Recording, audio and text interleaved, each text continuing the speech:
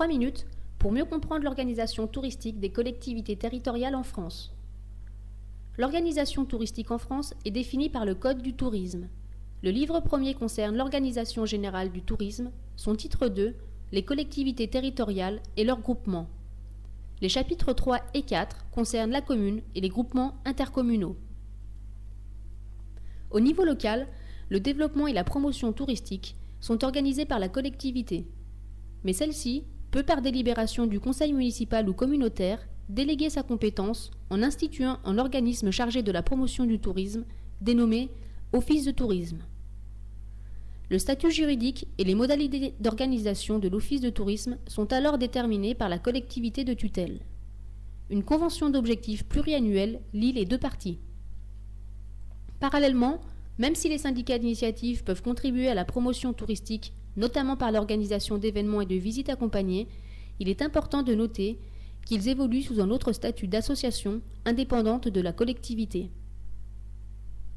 Pour transformer un syndicat d'initiative en un office de tourisme associatif, il faut organiser une assemblée générale extraordinaire où seront approuvés les nouveaux statuts, déposer les statuts et le compte-rendu à la préfecture, puis attendre la parution au journal officiel.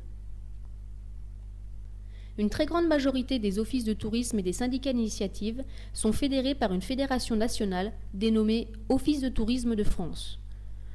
Office de tourisme de France est un réseau dynamique représenté à chaque échelon par environ 23 fédérations régionales, 80 unions départementales et 2800 offices de tourisme et syndicats d'initiative.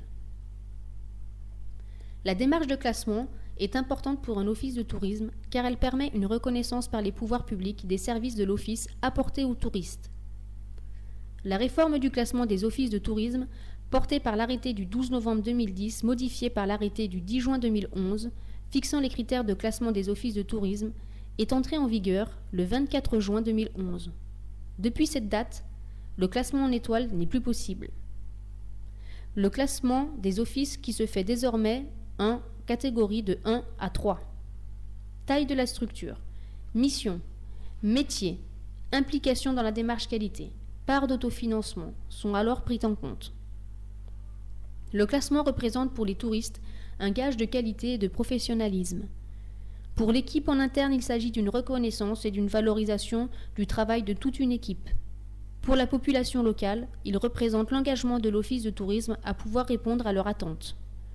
Pour les socioprofessionnels, il s'agit de l'accroissement de la crédibilité du travail de l'Office de tourisme et de son rôle d'apporteur d'affaires. Enfin, pour la collectivité, c'est une reconnaissance de l'engagement des élus dans le développement touristique de la destination. La demande de classement est effectuée par la collectivité concernée à la préfecture, le dossier technique étant établi par l'Office de tourisme. La Fédération régionale Champagne-Ardenne des offices de tourisme de France accompagne les offices de tourisme dans leur dossier de demande de classement. Created using Powtoon.